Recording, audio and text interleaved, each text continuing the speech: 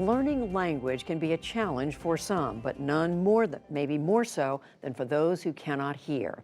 In tonight's Brief but Spectacular, Melissa Malzkuhn, who was born deaf, uses her experience to build human connections through storytelling and technology. Malzkuhn is the creative director of Motion Light Lab. It's a research center at Gallaudet University. When you think about language, it's something that you were exposed to from birth. It's assumed that it's a given, and that language then in turn is your key to opening up doors to different worlds. It's your key to understanding who you are, your way of thinking, your self-expression and identity. That's so integral to having language. If you don't have access to language, you don't have access to your humanity.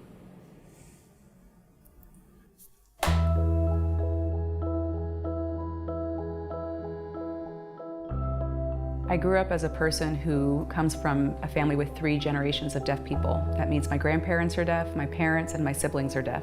I come from a long line of storytellers, and so I grew up in a family of storytellers, which became a part of who I am. My inspiration goes back to my grandmother. I see her as a pioneer in so many ways. She was a deaf woman who was born in a time when captioning wasn't available. She was always pushing for human rights. And she often said, don't wait for tomorrow, start today. And she talked about the human rights of deaf children and asked, who will protect deaf children? Who will speak for them? Who's going to advocate for them? I acquired language just like any other child acquires their language from their community and family. You start learning single words and make them into phrases and then sentences, so that's how I learned to sign. Having access to sign language from birth is an experience that only 5% of deaf people have.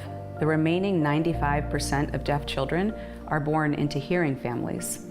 What that means is that language access is not a given, it's not granted. You have to build it. It's just a matter of connecting their parents with the community so that they can learn to sign and give their children everything.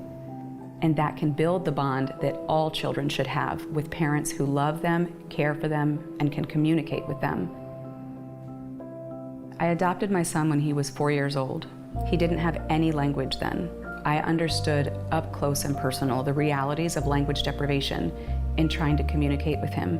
It was a full-on family effort to have him develop language. I saw firsthand his experiences and how he would copy signs from the story, and to get to see that in my own home drove home the point of what happens when someone doesn't have language, to see the degree of frustration that they experience and to see how they change as they're able to use language to engage in conversations with people. Seeing his experience has been really emotional for me.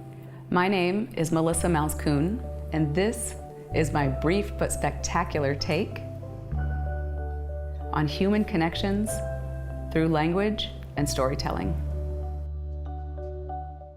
And next week, our Brief but Spectacular series will bring you a different take on language and deafness with a woman who has turned to technology to help her speak. You can catch up on other episodes on our website. That's at pbs.org/newshour/brief.